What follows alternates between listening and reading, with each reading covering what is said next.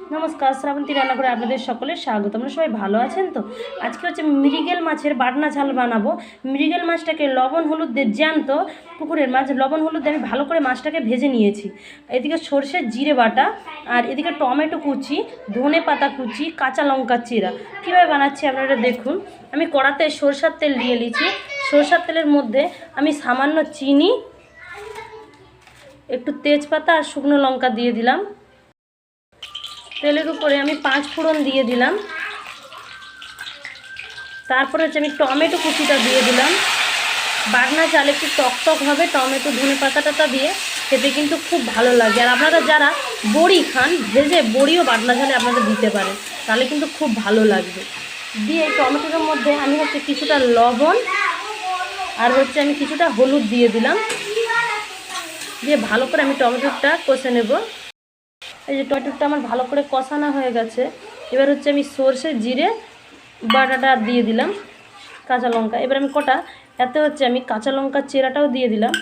আর হচ্ছে আমি ধনে পাতা কুচি এখন দিচ্ছি, আর লাস্টে আমি দেব।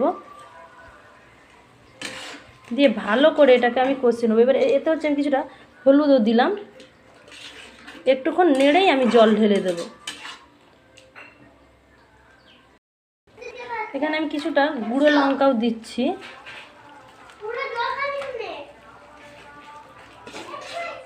ভালো করে আমি এটাকে কষিয়ে নিচ্ছি। এটা আমার কষানো হয়ে গেছে। দিয়ে আমি সামান্য জল দিয়ে দিচ্ছি, কারণ এটা বাটনা হবে তো, তার জন্য অল্পই জল দিচ্ছি, গামাখা হবে। এবার এইটা আমার ঝোলটা ফুটে উঠেছে। এবার এত একটা আমি লবণ আর সেই ভেজে রাখা আমি মাছগুলো মচমচা করে আমি ভেজে রাখছি, সেই মাছগুলো দিয়ে দিচ্ছি।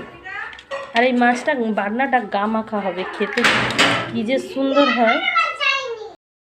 এই দেখুন মাছের বান্নাটা খুব সুন্দর হয়ে গেছে। এবার আমি এতে উপর দিয়ে ধনে পাতা ছড়িয়ে দিলাম। আর হচ্ছে একটু আমি কাঁচা সরষের তেল উপর দিয়ে দিলাম। দিয়ে এটাকে আমি আর একটু ঢেকে দিয়ে আমি নামিয়ে নেব। এটা আমার হয়ে গেছে। এবার এটা আমি নামিয়ে নেব। এইভাবে আপনারা মাছের বান্নাটা করে দেখবেন, খেতে কিন্তু খুব ভালো লাগবে।